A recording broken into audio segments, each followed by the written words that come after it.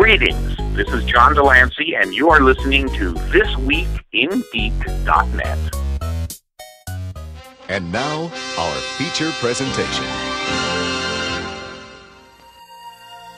Space, the final frontier.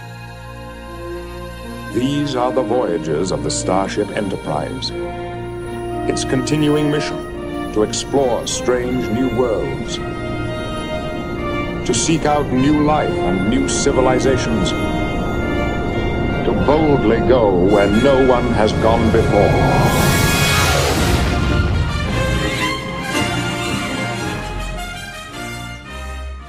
Greetings, my fellow Starfleet officers. It is I, Lieutenant Commander Mike the Birdman, but I'm not alone as I trek across the stars. I'm joined by Sub-Commander. For some reason, you're always a Romulan to me. Am I? Yeah. You I'm treacherous, more of a tricky bastard. Although you do believe in the accumulation of wealth, so maybe Ferengi? Nah, I'd be more Obsidian Order because you're fucking evil? I think with my temper and my temperament, I would be like Gul Ricci? No. I'm like Orion, maybe a little less slavey. A little less. A little less slavey, but no less angry. Well, as we are not here to violate the Federation Accords today, that's right, we are back here on Future Imperfect. This is a special transmission we are doing with our good friends over at Paramount, and they have sent over something we're going to be talking about today in brief. Basically, think of this as a short mission transmission, sort of a captain's log, if you will. We're going to be talking about the 4K releases of the next generation movies. As you may have watched, most recently Star Trek Picard has come to its fairly epic conclusion. And, well, what better time to talk about the adventures of Captain Picard than to follow his adventures on the big screen with Star Trek Generation, Star Trek First Contact, Star Trek Insurrection, and finally Star Trek Nemesis. So these movies look stunning in 4K. Oh, yeah. Like, I was watching Generations last night and just noticing just little things, like being able to see the displays in like super high res and detail, being able to read all the little things there, seeing all the things in the background. And for me, I'm a big costume person, like basically costumes and props. That's where I find that's my jam. And just being able to see the texture on the Star Trek, the original series uniform, basically the original series movie uniforms they would have in the undiscovered country that you saw in the beginning of Generations, that weird crushed, almost velvety look of those kind of uniforms. You can really see the texture come through the screen on that, especially with those white kind of pieces. You know which piece I'm I know exactly about, what right? you're talking about. Yeah. Yeah. Especially the first two of the four movies, where everything was still 35 millimeter and everything was still physical models. That's where you start to see like real detail changes. Now, of course, Insurrection and Nemesis are large visual upgrades as well, but you can only do so much when it comes to the model, like you're saying, props and models. When everything was rendered, you know, especially in Nemesis where the ships were all computer generated, but computer generated as of 22 years ago or so when they would have been actually rendering them. Only so much that it can do it at a better scale. Obviously, anything filmed on celluloid looks way better. Mm-hmm. What surprised me the most in Generations and First Contact was when you see all this, like, all the intricate details on like the Borg cube or on the ships themselves, and you're like, oh wow, you can see like on the models every little detail, or Captain Picard's old people spots on his head. And I was like, oh, I didn't realize, like I thought he was like, yeah, he's like 50, but it's like, oh, he already started to have spots on his head back then. Or you can see things like not so much, maybe a little bit in Generations, but by First Contact 2 years later, looking at things like Riker, and you're like, oh, they dyed his hair because you can see gray coming through into the roots. Things that you just wouldn't have seen, you know, before they went and did a 4K transfer. Mm-hmm. So, and that's not me trying to be like, oh, they're old. It's just, but it's little details, or seeing things like you look at Data and you go, whoa, you can see like every pore on his face is screaming that this paint is not good for me. Like, it was kind of a treat to go back and watch Generations. Like, I saw that in theaters probably three or four times. Oh, I saw every single one of these movies in theaters except Nemesis.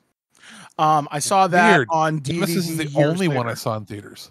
Yeah, I remember when it came out. I went with my friend Wayne. So we were in probably grades 8 or 9 when we saw this. And we, like, because he's the guy who got me into Star Trek, that and my grade 7 teacher, Mr. Collins. That would have been 94. Wasn't it only a few weeks after the show? All good things, yeah. And it was such an experience to be alive in that time. Like, I want to say I saw a few people at my local theater. So even back in 1995, I saw 1 or 2 people in uniform go there. And that was just kind of special. Now, the thing that really made this kind of fun for me is because these 4K releases have all the archival special features. Like, this is literally the best it's going to get. Unless they do like another special feature, which don't be surprised if you see another release of this set in like a couple years.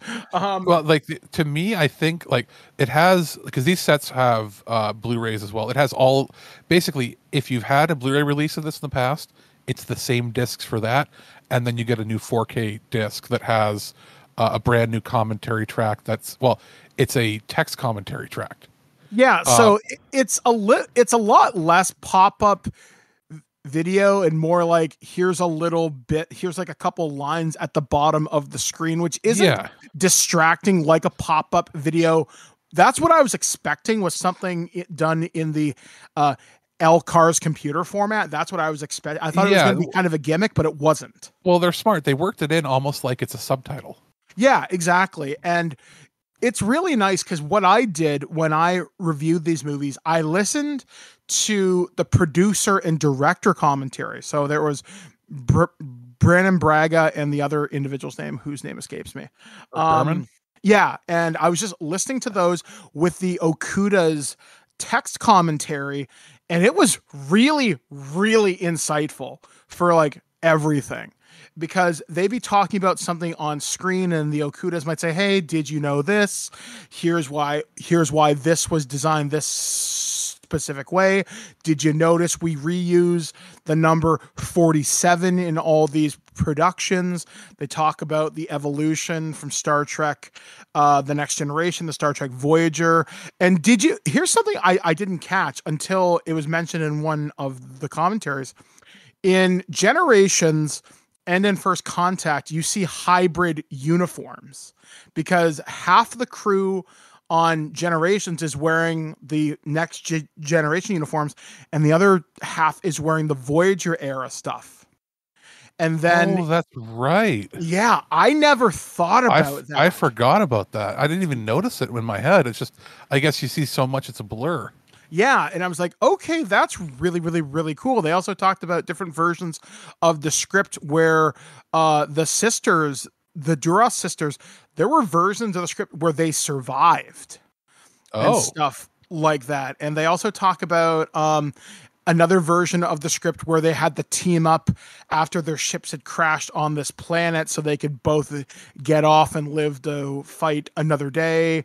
They talked about what it was like to kill Captain Kirk.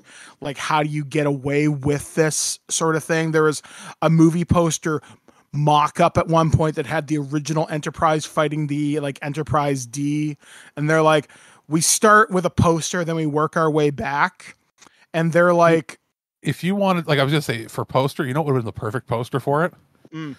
The Enterprise flying towards you, but the left half is the Enterprise A and the right half is the Enterprise D.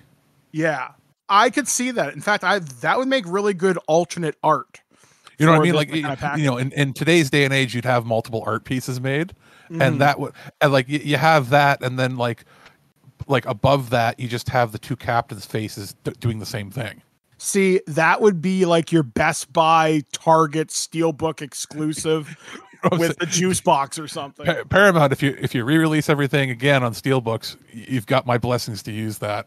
See, there you go. The only things that I think are missing from the 4K release, as far as that would make me happy, and I know it's because they do multiple releases, is we're still waiting 20 some odd years on for some of the director's cuts. Yeah, because like I found out there were versions of Generations, for example, where there's an extended Geordi torture scene. There is scenes left out of First Contact. And also, to talk about First Contact, because we've really always Ken said about Generations, there's a thing in First Contact where they do the assimilation montage. That scene was put in post-production because the studio gave them more money. They're like, we need more action. What can you do for more action? And they're like, well, we don't know what the assimilation process looks like. They're like, do that. And that's where you get like all the people that are like assimilated. You see that cool shot where they're in the dark and all the eyepieces kind of light up. They talk about how all the different Borg, they had like 8 Borg actors, and some of the dummies you saw that were Borg drones, those were just dummies that were only partially dressed. And it's really neat because you get the impression there's like these hundreds of different actors in Borg drone outfits. No, there's only about 8 of them. And a lot of those have actually been purchased in the last couple of years through various auction houses in the last couple. I want to say one of the Borg outfits went up for sale within the last 5 or 6 years. I think I recall seeing that. Wouldn't surprise me. Yeah, so it's really impressive to go back and watch that. They also talk about how much this actually kind of caught me off guard, and this is just goes back to Generations for just half a second. They talk about how Brent Spiner is such a natural actor and kind of like an auteur. He makes every scene that he is an android just believable. And they talk about his warmth with Spot, but they're like, Brent Spiner hates cats. So this just goes to how good of an actor he really is. Which, you would never know. Makes me like him a little less now. But yeah, like there's just so much to appreciate with the transfer of First Contact on 4K. Again, as you mentioned, the last movie to use practical models, seeing pretty much everything. There's CG obviously in it, but it's the last one where practical models were used for everything. Yeah, like it looks just good. And there's just, again, little details in there. You get to see the Akira class, the Steamrunner class, stuff that wouldn't be fleshed out really until Star Trek Online or the Star Trek RPGs. It was a really good slice. Just the opening alone in that, like the beginning fight with the Borg at the very beginning of the movie, or the first like 10, 20 minutes or so of it, that in itself has so much more detail on the 4K release than any release previously. And like, what surprised me was, I think some of the CGI, like some of the phasers, I don't think they were completely redone, but they could have been. Either that, or they did a new pass over it, because when things are blown up larger, you'll end up seeing like artifacts and that. But it looks to me like there was a brand new scan of the film elements, and then they overlaid, the special effects on top. And sometimes when that happens, you'll end up with aliasing effects, and I didn't see any. And then I did some side-by-sides, and by side-by-sides, I had to be very, very careful with it. Like I had to, have the player in. I had to have 2 different discs in. I had to have the 4K disc in my one player, have the Blu-ray disc in another player, and then switch inputs on my TV back and forth after I paused them at the same spot. And I'm like, the 4K copy actually looks like there's more fidelity in the special effects, which wouldn't normally happen if you were just doing straight transfer. So I don't know. They did something there that they're not talking about. One of the things that I did like, and this popped up during the text commentary for First Contact, the Okudas talk about quantum torpedoes. And they say, I'm pretty sure I'm going to quote this line for line, quantum torpedoes, they're different. We don't know what they are, but they're different because they say, like, because obviously there's that one scene in those first 10 or 20 minutes where you see the Borg sphere get destroyed by quantum torpedoes. And you and I and Aaron have talked about on the show, well, if quantum torpedoes can destroy the Borg so easily, why aren't we just going through there and just cutting a hole through them? I was going to say, wasn't it sort of, well, in that movie, that's where they introduced the Sovereign class, right? Yeah. Wasn't it sort of like prototype weapons on the Sovereigns, and there was only like 2 of them at the time or something? I think the in-universe thing is the technology is so new, they only give a limited amount out because should a ship ever become assimilated, they don't want the technology to fall into Borg hands. Because isn't it like, I know, and Aaron would probably be able to tell us better, but don't they launch the Enterprise? Isn't it always like a sister ship? They put them out in twins? Yeah, because there's always the first ship of the line, which is always named after the line. So you'd have the USS Sovereign, then you'd have the Enterprise. Like with the Defiant class, there's the Defiant class, but there are other Defiant class ships. A good example of this is the USS Intrepid, which its sister ship is USS Voyager, and then the Belferon, I want to say. And then that's been used canonically in like other kind of sources too. So I guess the argument could have been made that in that movie, or at the beginning of that's the first time the Borg had ever encountered the weapon. Yeah, likely. So they wouldn't have even had a chance to adapt. Yeah, because like, the Queen is on board, and they blew it up before they would have had a chance to transmit to any other cubes. Yeah, so they fire it, and I think was it 1? Is it 2 that they fire? 2 of them. Yeah, 2, and it shreds the thing. It shreds it, and again, all the little details that don't look blurry or pixelated or anything. And the makeup effects on the Borg Queen, she looks so slimy. It's so much like watching Aliens. Yeah, and especially if you've watched the Picard season finale, you really get this Geiger alien cyberpunk vibe out of the Queen, and it's kind of friggin' awesome. And as much as, we're not going to spoil what happens in that show, because that'll be at a later date, but yeah. It's funny that in watching the show and you're like, man, special effects have come so far. This is like a movie and television. And then you realize, oh man, the makeup effects in First Contact are still better. Oh yeah. But it's like, that's what 60 or 80 million dollars gets you back then. Right. So like the focus on that. And then you hear things like Alice Krige was in makeup for 8 or 9 hours every day to get the makeup on. And you're like, oh, well, that's why they don't do it for TV, because, unless it's a TV movie, like that's your entire shooting day. Your entire shooting day with that actor would be like, you'd be put in the makeup to do like 1 minute of footage. So no wonder, it like when you're doing a movie, you can spend that kind of money and you can waste the time a little, like not waste the time, but like if you're having a 6 or 8 week shoot, you have the time to do that. You don't have 6 or 8 weeks for one episode of TV. So you get it. You're like, wow, it still holds up. And I think a lot of people, it's funny.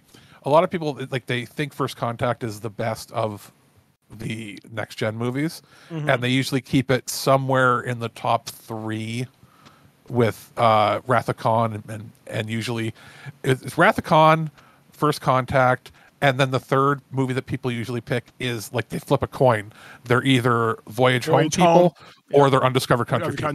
Yeah. And it really depends. I think if you're a kid or you grew up as a kid watching it, you probably say Voyage Home.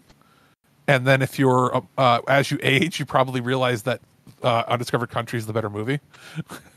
But either one is still, a good pick. But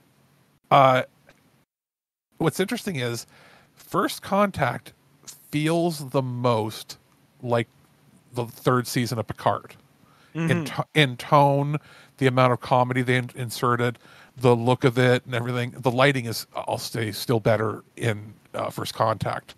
But it's interesting to see, like, actors and that showed up that were fairly new, at the time. What's his name? I'm drawing a blank. The guy from Parks and Rec is in it.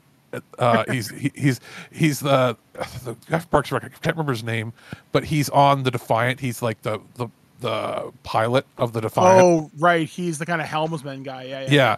And then the guy who plays the bad guy in everything. Oh, Neil McDonough. Yeah. And this is like, You know how old, how like not old, but how far back this movie goes. This movie goes so far back he didn't have white hair yet. Yeah, I was thinking about that too. And okay, and it's not dyed, because I looked up his headshots from the time. Like, holy crap! Within like 2 years after this, he went completely white. there was something, and I always got this confused, and I feel dumb for having to say this out loud. Is in the movie the character's name is Lieutenant Hawk. For some reason, I kept calling that character Ethan Hawke for years. And it wasn't until I was listening to the producer's commentary, like, oh, that's Neil McDonough. And a lot of people know him from some of the war movies he's done. And the thing that I know him from, and Alex, you'll probably get a fun laugh out of this. I know him most from Street Fighter: The Legend of Chun-Li, where he plays Bison. Good casting for Bison, just terrible movie. When it comes to movies, yes. When it comes to TV, he is the guest bad guy of every show ever made. It's because he has those intense blue eyes. You know what I mean? And he will never be a leading man. And you want to know the interesting fact as to why? What did he do? No, it's what he won't do. Oh. He refuses to do any sex or lovemaking or kissing scenes. He won't kiss any women at all. Because he's like uber Christian, and since he got married, he said he tells it's in his contracts he will not do any things more love scenes. Like, he can have kids and give them hugs or whatever, but he won't do any scenes where he kisses on the lips. Wow. Huh. So it's for his convictions. Yet he's not like, only appearing in like the so many Dove features or anything like that. He shows up in everything. He's just like, there's the condition that like, and he goes, and I know that means that I usually end up having to play bad guys. Huh. Well, that's and cool. I'm like, you know what? That's his convictions. And yet at the same time, he's not like, he hasn't complained about it. He takes whatever roles he gets, and the roles he gets are usually like the heavy, more interesting roles anyway. Yeah. Because he had, like, especially if you look at him there, like, oh, you could have been like, in B movies as like the lead star and all this stuff. It's like, oh, but literally because you won't make out with the actresses. Huh. Well, yeah. Go ahead. Fun little fact. I saw him do an interview on TV about that, and I was like, oh, well, that's cool. So he gets assimilated real good. Oh yeah, which I think he gets one of the coolest assimilations. Oh yeah. But so the other two movies on this are, in my opinion, the lesser of these movies, but still, one almost seems like it should have been an episode of the TV show, maybe a TV movie. It's Insurrection is. It's forgettable. Insurrection is a two-parter from season 8 that never existed. Yeah, that's a really good way to describe it. Because I'm not seeing a season cliffhanger. It's episodes 13 and 14 or 12 and 13, the halfway point. Yeah, it's basically, we're going to do this before Christmas, and we're going to take our hiatus, and when we come back in February, here's the second part. Yeah, that's exactly what it is. It's reunification. It's any of those, like, you know how they did a handful, probably 5 or 6 two-parters in the last 3 seasons? It's one of those. And not like it did not have enough gravitas to be a season, finale. But it's not a bad story. It's just not what you'd expect a movie to be. Mm-hmm. Also, poor choice trying to go full CGI on some of the stuff in it. Okay. 1998, they could not pull off space wind sail things very well. Moving fabric-y stuff, or like the alien ships are not great looking. Yeah, the Sona, I think, is what they're called. It's supposed to have like solar sails or something on it, and it looks rough. It's 1998, but it's not $200 million 1998, if that makes any sense. Yeah. Like, you could have done it, but you would have had to have put double the budget of what you had, and it wouldn't have been worth it just for those shots, right? Like, they could do that stuff now, no sweat. It's just, this was, you got to remember, in 1998, we hadn't even had new Star Wars yet. Mm-hmm. So we hadn't seen what CGI could really do when you put a huge budget behind it. It was ambitious in that sense. They were trying to do something new, but the whole plot is kind of a double part episode. It's not really, the stakes aren't as high. Like, it's a Prime Directive movie. That's all it is. Yeah, like, it's not bad. It's not great. It's got some cool moments in it. but it's not enough to justify the theatrical experience, in my opinion. Now, because I've watched them all, is this the movie where they talk about their boobs? Yeah. Okay. Yeah. Okay, because you will laugh when they do that and Data starts talking about boobs. Mm-hmm. And I think the movie is probably most known for that line about the boobs, about you feel your boobs firming up because they're on the planet that makes you younger. Mm-hmm. That and Worf's when they're talking about that, how like because you're de-aging, you might feel heightened emotions, basically like teenagers, and that's the one where Worf ends up using his gun to like smack down a drone. And he yells, "Definitely feeling aggressive tendencies, sir." And the way it's delivered, like that's where they start to do a little more funny stuff with Worf, because in First Contact, there's a couple little jokes between him and Riker bantering back and forth. Riker's like, "Hey, tough little ship you got there," and he's like, "Little." Like, so things like that, and then even more so now when season 3 came out and Worf is in Picard season 3. He's basically the comedic machine for it. Mm-hmm. And it doesn't come across as goofy or too much. It's because they laid the groundwork in these films. Like there was always a funny moment here or there with him, but usually still very more serious. And then they sort of loosened him up a little bit. Like, and there's callbacks in the new TV show and in the movies and that to things like him drinking prune juice because he thinks it's a warrior's drink. Things like that. Yeah, like so like they've already planted the seeds and you see it grow throughout these films. Insurrection, good actors in it. Again, not the greatest plot. Big upgrade over the Blu-ray for sure, visually. But again, not as dramatic because the CGI doesn't age as well. It's weird that the previous film looks better, but that's simply because they use more props.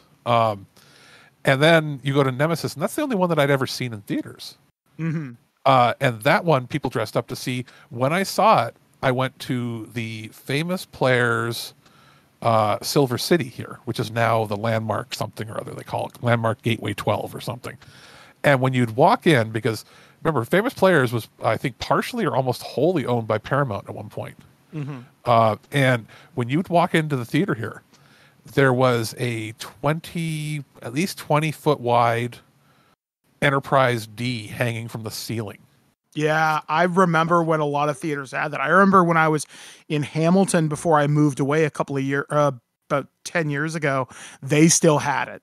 See, and then randomly it ended up on somebody's lawn on Kijiji. Yeah, because they got rid of them hard, and they didn't force people to destroy them either. Yeah. Like a lot of times they do.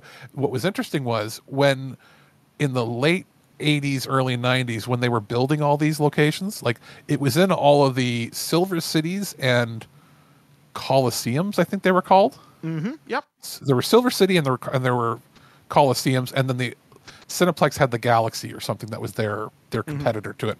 But the Coliseums and the Silver Cities all had the super high ceilings and all, and most of them opened early 90s. And, some of them are closed now or renovated or changed. They've all been sold to either Cineplex or Landmark. But the big movie that was out pretty much the year that every one of them was being, every one of those buildings were built was Generations in 94. So that's why they spent money, because Paramount owned them. They were opening these large 10 to 12 or more screen theaters when most cities only had 4 or 5 screens still at that point in Canada. And when they built them, they put these giant props. There was that up in there, other Paramount features. Like there were other props in there. I'm trying to think of the other ones, but I think pretty much every big theater that was owned by Famous Players here had the giant Enterprise D, and it's specifically from Generations. And it wasn't just the saucer section. It was the whole thing. And I don't know how they got it in there. They probably had to piece it together in a few pieces and glue it and put it up hanging from the ceiling. But it was there even when Landmark bought it in 2009 or 10. And then it disappeared. Mm-hmm. So that's that. But anyway, I saw my first Star Trek movie, which was Nemesis, there were about 5 or 6 people dressed up. One guy thought it was funny to dress up as a Jedi and sit in the middle of it. And it was kind of funny. Like, it was him and a bunch of friends showed up. One guy had Spock ears on, and they all had their uniforms from different series. Most of them were TNG. And then, like, you got like a Klingon walking in. You got all these people, and then right in the middle was a Jedi. And he just sat in the middle of his friends, and like that was the joke. I guess it was. Is anybody going to get pissed off? Nobody got pissed off, but they're all sitting there. And you remember when the movie theaters used to sell junk to you when you were waiting for the movie to start? I remember they used to hand out programs and stuff. Oh yeah.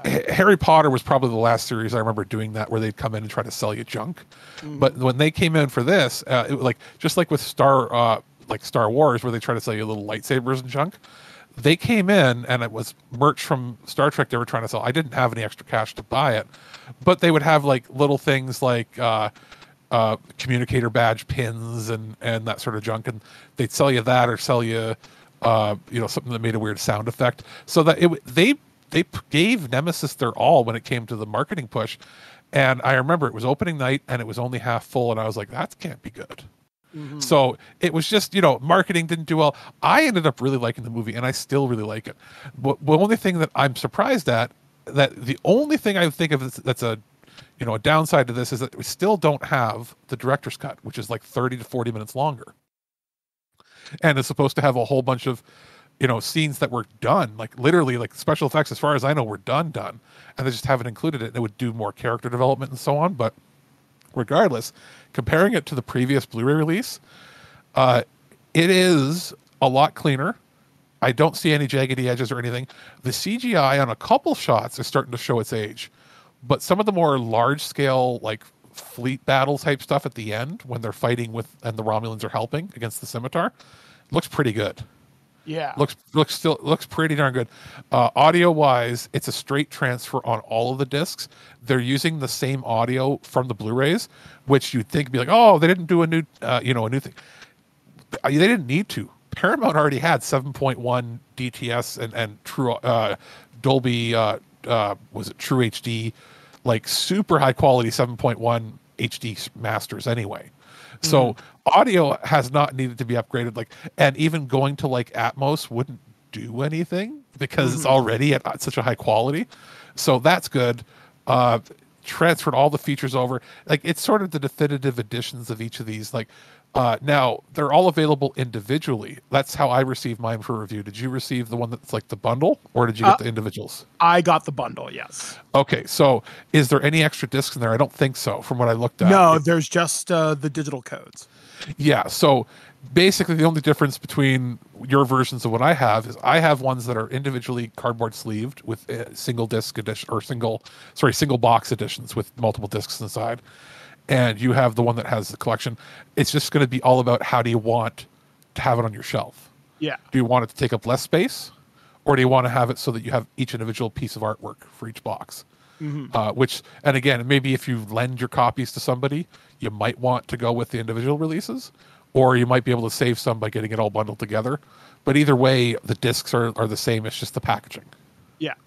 So, yeah, I mean, overall, to kind of wrap this up in a neat little bow here, this is the best it's going to look until another re-release comes out. In my prediction, 3 or 4 years, something will happen. Until either an 8K copy comes out, something dramatic happens where they're like, hey, we found extra footage, and we are inserting it, or something to that extent. But this is, unlike with the original generation movies, where more work had to be done to clean up the prints, we're firmly, at least with the last couple films, into the digital age where everything already was in HD.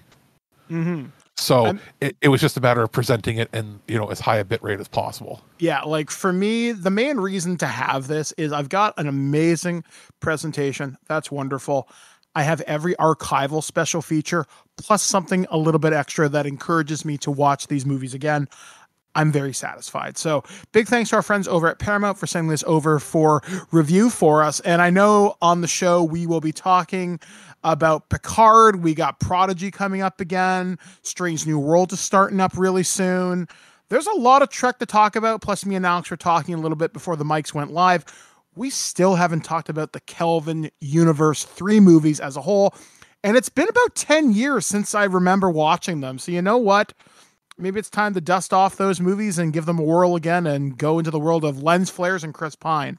Which, by the way, if you haven't seen him in the new D&D movie, I recommend that. So anyway, for us here at This Week in Geek, we have been Alex, the producer. I've been Lieutenant Commander Mike the Birdman saying, live long and prosper. And have you noticed how your boobs have started to firm up? Not that we care about such things in this day and age. Thank you, Data. I have an odd craving for the blood of a live kolar beast. This environment must be affecting me again. And have you noticed how your boobs have started to firm up? Data. The sensors can't penetrate the planet's ionosphere. There's too much interference. Can you find a way to scan for life forms? I would be happy to, sir. I just love scanning for life forms. Life forms. You tiny little life forms. You precious little life forms. Where are you?